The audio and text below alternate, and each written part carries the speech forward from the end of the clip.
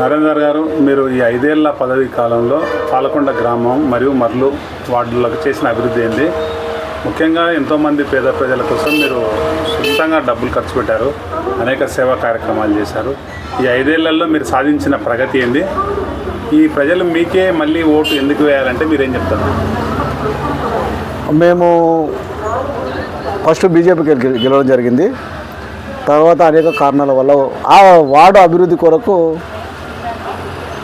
టీఆర్ఎస్లో జాయిన్ కావడం జరిగింది. ఆ రోజున్న పరిస్థితుల్లోనే ఆ రోజున్న మన మంత్రి గారు శ్రీనివాస్ గౌడ్ గారు ఆశీస్సులతోని మేము రాగానే పాల్కొండల మర్లు కానీ మనం ఒకటే సమానంగా చూసుకుంటూ మర్లులో పెద్ద డ్రైనేజ్ 1 కోటి రూపాయలు అయితే ఒక డ్రైనేజ్ కట్టడం జరిగింది. బృందావన్ కాలనీలో పెద్ద రోడ్లు వేయడం జరిగింది. చిల్డ్రన్ పార్క్ చేయడం జరిగింది. తాండలో ఒక రోడ్ వేయడం జరిగింది. తర్వాత వాళ్ళు తాండెంకిలో ఒక రోడ్ వేయడం జరిగింది. అన్న తాండెంకిలో డ్రైనేజ్ వర్కులు చేయడం జరిగింది. విజయనగర్ కాలనీలో రోడ్లు వేయడం జరిగింది. శాంతినగర్ కాలనీలో రోడ్లు వేయడం జరిగింది. బ్రైట్ స్కూల్ ఇంకా రోడ్లు వేయడం జరిగింది. సంస్కార్ స్కూల్ కట్ సైడ్ రోడ్లు వేయడం జరిగింది. అంటే మేము మర్రులో బాగా ఇంట్రెస్ట్ పెట్టి చేయడం జరిగింది. తర్వాత వచ్చి పాల్కొండకు వచ్చి పాల్కొండ చేయడం అవుతుంది. పాల్కొండలో ఒక అందంగా అనిపించాలని శ్రీనివాస్ గౌడ్కి ఆలోచన చేసి మనం మినీ ట్యాంక్ బండ్ లాగా చేసి దానికి రోడ్ల విస్తరణ బాగుండాలని రోడ్లు వేసుకుంటూ రావడం జరిగింది. మన గుడి ఇంకా చౌరస్తాలు లాక్కుంటే ఊరికి అందంగా ఉంటుందని గ్రామ పంచాయతీ కాడ మొత్తం బ్లబ్ చేసి ఆడ మినీ షట్టర్లు లాకేసి ఆడ ఉన్న చిన్న ఉన్నలకు ఉపాధి చేయడం జరిగింది. అలా ఇచ్చుకుంటూ పోతే వరకు తర్వాత మనకు కాంగ్రెస్ ప్రభుత్వం కూడా రావడం జరిగింది. తర్వాత కాంగ్రెస్ ప్రభుత్వం వచ్చినా కూడా కౌన్సిలింగ్లో పెట్టి రోడ్లు కానీ డ్రైనేజ్ కానీ శాంక్షన్ చేసి కొట్లాడి మా ఎమ్మెల్యే గారితో సమయంగా కలిసి మాకు వార్డుకు డెవలప్మెంట్ కావాలంటే ఎమ్మెల్యే గారితో నీకు మాట్లాడి మేము కౌన్సిలర్ ఉన్నాం కాబట్టి రోడ్లు తీసుకొచ్చి మెయిన్ రోడ్లు గల్లీ రోడ్లు ఇంకా వేయడం జరిగింది. అలా కాంగ్రెస్ మనం కౌన్సిలింగ్ ఉన్నప్పుడు ఒక 3 ఐమాక్స్ లైట్లు వేయడం జరిగింది అప్పట్లో. తర్వాత నా సొంతంగా మళ్ళా ప్రభుత్వం అయిపోయినాక నా 10 కాలం అయిపోయినాక కూడా మళ్ళా గల్లీ రోడ్డు అర్జెంట్ ఉందంటే మాకు కాలనీలకు మాట ఇచ్చినందుకు రోడ్డు కూడా వేయడం జరిగింది. ఈ మధ్యకాలం నిన్న మొన్న కూడా ఒక 9 ఐమాక్స్ లైట్లు సొంత ఖర్చుతో ఒక 10 లక్షల దాకా ఖర్చు పెట్టి ఐమాక్స్ లైట్లు పాల్కొండ ఏరియాల తాండా మనకు అంతా ఉండాలని, ఎందుకంటే అది మాట ఇచ్చినాం కాబట్టి వేయడం జరిగింది. ఇంకా ఎవరి పెళ్ళైనా వాళ్ళకి చిన్న చిన్న ఆపదలు ఉన్నా మనం అందుబాటులో ఉండి మనం కాపాడాలి. మా వాళ్ళు ఊర్లో వచ్చి పండుగలు ఉన్నా ఏమున్నా ప్రతిదీ ఊరు మన ఇంట్లో పండుగ ఎట్లుందో ఊర్లో కూడా అట్లే ఉంటారు. ప్రతి పండుగనని ఆడపడుచులు అందరూ చూడతారు. ప్రతి దసరాకు ఆడపడుచులకు అందరికీ చీరలు ఇవ్వాలని ఎప్పుడు ప్రతి దసరాకి ఇవ్వడం జరుగుతుంది. ముసలి వాళ్ళకు కూడా మంచి చీరలు తెచ్చి వాళ్ళు కూడా ఇవ్వడం జరుగుతుంది. ఇంకా అనేక కార్యక్రమాల్లో మనం పాల్గొంటున్నాం. వాళ్ళకి ఇంకా ముందు కూడా మనకు 10 ఉన్నా లేకున్నా వాళ్ళకు అందుబాటులో ఉంటాం. ఎవరు చనిపోయినా వాళ్ళకి నిత్యము మనం 10,000 రూపాయలు ఇప్పుడు సాయం చేస్తుంటాము. మనకు 10 కాలం ఉన్నా లేకున్నా ఈరోజు జర్నల్ అయినా బీసీ అయినా ఎస్సీ అయినా ఎస్టీ అయినా ప్రతిదానికి కట్టుబాటే ఉండి నేను నిత్యం ప్రజల్లోనే సేవ చేయాలనే ఆలోచనతోనే యువకులు క్రికెట్ ఆడుతుంటే వాళ్ళకు సహాయం చేయాలని, ఇంకా ఏమన్నా మనకు యువకులు ఊళ్ళో కొత్తగా తీసుకురావాలంటే వాళ్ళకి హెల్ప్ చేయడం, ఇంకా ఊళ్ళో ఇంకేమన్నా సమస్యలు ఉన్నా కూడా వాళ్ళు అందుబాటులో ఉంటా. ఈ మేజర్గా మనకు నేను ఈ 5 కాలం నాకు గుర్తుకుండిపోయేటివి ఓ ట్యాంక్ బండి ఉండొచ్చు, చౌరస్తా షట్టర్స్ కానీ ఇవన్నీ మేజర్గా గుర్తుండేటివి. తాండకు రోడ్డు లేకుండే 50 ఏళ్ళకి వెళ్ళి వాళ్ళకి తాండ రోడ్ వేయడం ఇవన్నీ మేజర్ గుర్తుండేటివి అనమాట. మరలో పెద్ద డ్రైనేజ్ కట్టడం అంటే నేనున్నప్పుడు గుర్తుండిపోయేటివి. నెక్స్ట్ వచ్చే మన ఇంకా తర్వాత నేను మళ్ళీ కౌన్సిలర్ గల ప్రజలు ఆశీర్వదించి నన్ను మళ్ళీ తీసుకొచ్చి పెడితే మేజర్గా నాకు గుడి ఉంది, పాల్గొండ గుడి టెంపుల్ని కట్టాలనే ఆలోచన పెద్ద మేజర్గా పెట్టుకున్నాం మనం. తర్వాత ఎవరు వస్తారు ఏం కదా ఎస్సీ వస్తే మనం ఏం చేయలేము. మాకు జనాలు అవకాశం ఇచ్చి మళ్ళీ ఆశీర్వదిస్తే మళ్ళీ మాకు అవకాశం ఉంటే మేజర్గా చేయాలనే ఆలోచనలో మేము ఉన్నాం.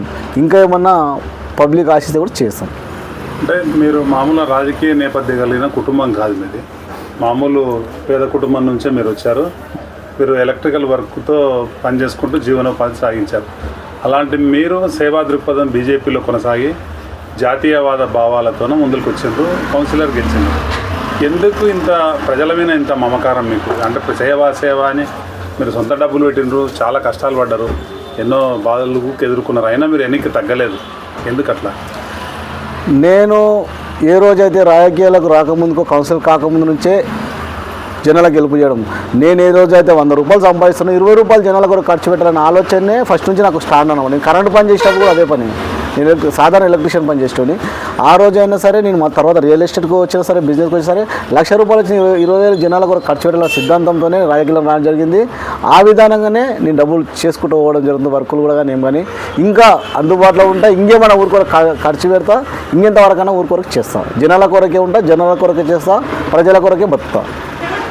సాధారణంగా మామూలుగా చనిపోయిన రాజకీయ నాయకులు చనిపోయిన కుటుంబాలను ఏదో 10 రోజుల నెల రోజుల తర్వాత పరామర్శించడం, వెళ్ళిపోవడం ఉంటుంది. కానీ మీరు ఈ ఊర్లో మీ వార్డు పరిధిలో ఎక్కడ ఎవరైనా చనిపోతే మీరు వెంటనే వెళ్ళడం, ఆ కార్యక్రమాలన్నీ దగ్గర ఉండి చూసుకోవడం, ఆ కార్యక్రమం పూర్తయ్యే వరకు, ఫినరల్స్ పూర్తయ్యే వరకు మీరు వాళ్ళకు సపోర్ట్ చేయడం, మరి పూర్ పీపుల్ అయితే మీరే డబ్బులు ఇవ్వడం, అంటే మీకు ఎంత సాటిస్ఫై అవుతుంది అది? నాకు దాంట్లోనే ఆనందం ఉంది. ఎందుకంటే మన ఇంట్లో చనిపోతే ఎంత ఉండాలనో మన ఊళ్ళో చనిపోతే కూడా అంతే ఆనందం ఉండదు, చూసుకోవాలన్నమాట వాళ్ళని.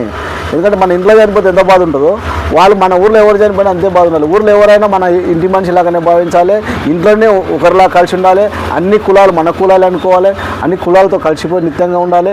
ఎందుకంటే కుల విభజన రాకూడదు ఊర్లో మన అందరం కుటుంబంలా కలిసి ఉన్న ఆలోచనతోనే ఈ కార్యక్రమాలు చేస్తున్నాము. గ్రామ దేవతల పండుగలు కూడా మీరు వచ్చిన తర్వాత ఈ 5 ఏళ్లలో బాగా ఘనంగా నిర్వహించారు.